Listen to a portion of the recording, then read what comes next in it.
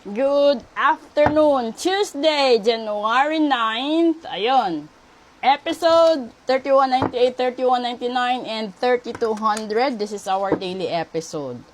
Kukuha tayo ulit dito ng tatlo para alam natin kung ano yung mangyayari, di ba? Sa ngayon. At gusto ko ba ipaalam sa inyo, may live ho tayo mamaya, kagaya ng ginawa ko ho nung nakaraang Friday. Di ba? Basta alam niyo na yon. Gagawin ko ulit yung ginawa ko sa live ko last Friday. Pero gagamit na naman ako ng ibang cards, ibang set of cards doon sa ibang parte para ibang vibration na naman masagap natin. Una, assertive. Pangalawa, regeneration. And pangatlo, greatness. Naku, ang bibigat naman itong Martes natin. Yung sinasabi kasi ditong maging assertive ikaw, kailangan mong hanapin ang lakas at tapang mo, no?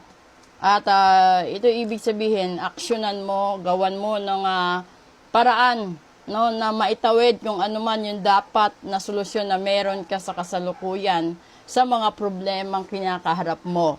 At kapag nagkataon na nahanap mo na yung mga solusyon na yon, no? Ito yung magiging dahilan kung magkakaroon ka ng pagkakataon na ma-regenerate mo sarili mo at makamtan mo yung greatness.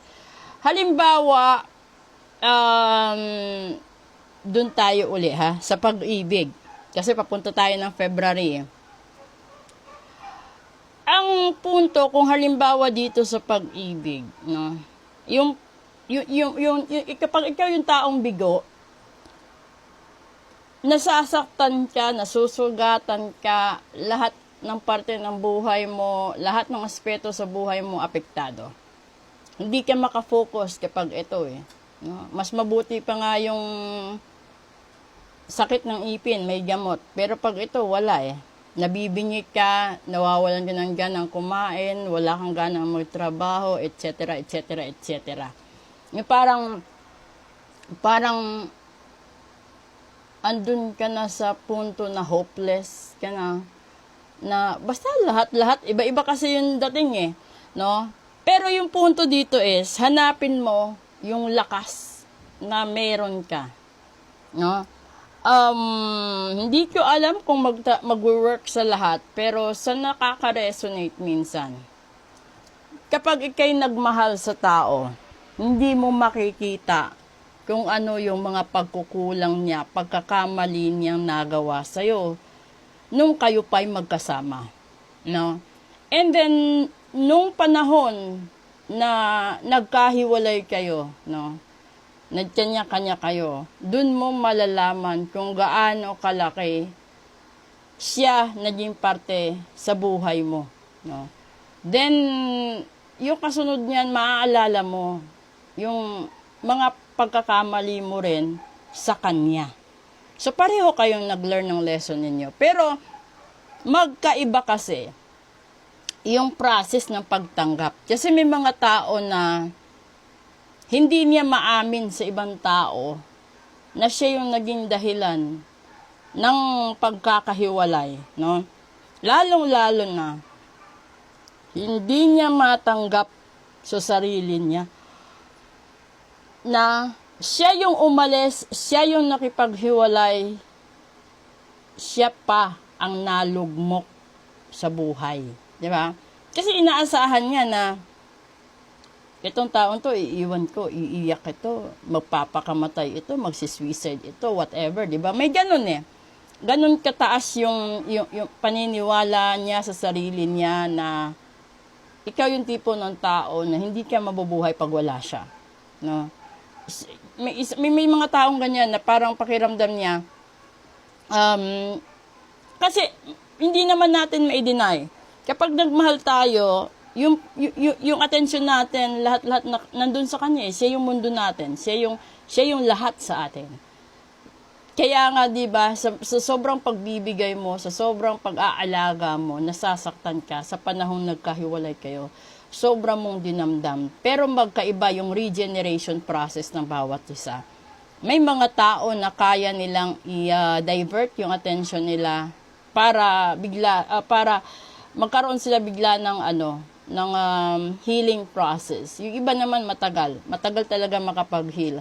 Yung mga taong matagal makapag-heal is yun yung mga taong maraming pinanghihinayangan, pinagsisisihan, mga taong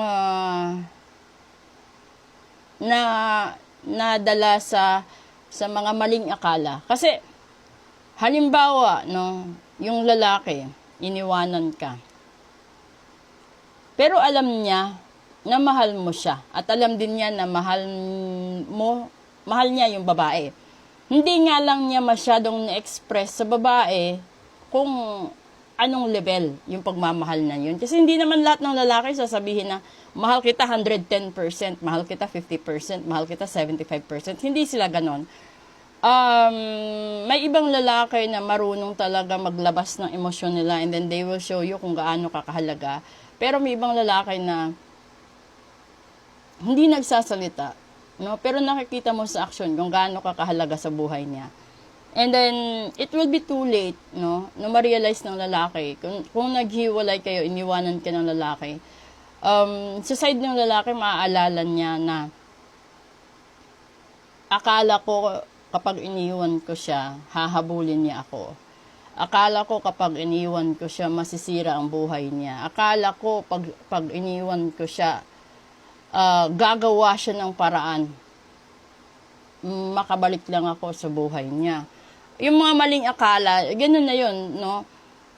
Tapos, few months, few years, nakita niya na parang nakayanan mo, no? Na yung sarili mo, i-regenerate mo yung sarili mo at i-appreciate mo na lang yung pagiging ikaw, yung pagiging single mo, yung pagyakap mo sa katotohanan na kahit anong gawin mo, kung ayaw na niya talaga sa'yo, wala ka nang magagawa. Pero, may mga bagay kasi, lalo na sa amin na side, unfair. Kasi yung iba, gumagamit talaga sila ng ritual para makapang-agaw. Gumagamit sila ng ritual para saktan. No? Yung iba, alam niyo na yung nangyayari sa ganyan. Pero kung ikaw yung tipo ng tao na nakaranas ka, na mahal ka, no, ng tao, tapos magtataka ka, bigla siyang nagbago, bigla siyang nawala, bigla siyang hindi ka kinausap, ibig sabihin nun, may something na nangyayari doon. It's either nagayuma siya or nakulam siya, no? Kasi may mga ganun lalo na yung gayuma. Yung gayuma kasi is, hindi mo alam bakit para siya biglang hindi ka nakilala, no? Hindi ka na naaalala. Biglang hindi mo na alam. Naaalala ka niya slight, pero hindi na niya naaalala yung mga magagandang bahagi ng memories nung kayo pa. Kasi kung totoo yan at walang halong gayuma at walang halong kulam, kahit gaano katagal, kahit ilang milyahe man yung distansya ninyong dalawa, mararamdaman mo yung connection ninyo. Lalong-lalo na pag kayo yung soulmate, kayo yung twin flame, dalawa, malalaman mo. Kasi mararamdaman mo kung bakit ka mahina sa ngayon, ganun pa rin yung nangyayari sa kabila. Ganun din siya kapag nagkakaroon ka rin ng mga konting problema, hindi rin niya ma-explain sa sarili niya bakit siya feeling depressed, wala naman siyang kadahilan maging depressed. Ganun yun. So, those were the soul contracts sa buhay ninyo. Pero, along the way, maaalala nyo yan, no? Sa bawat isa. Sa lahat naman ng tao, kung talagang itinadhana kayo sa bawat isa, babalik yan. Pero sa lahat ng mga nabarang nakulam na sumpa na gayuma, huwag kayong umasa na babalik sila. Kasi yung gumawa nun, gagawa talaga ng paraan para mapunta sa kanila at hindi makabalik sa'yo. So, habang may pagkakataon ka pang bawiin yon, gawin mo. Huwag mong hayaang makuha ng iba. Okay? Good afternoon!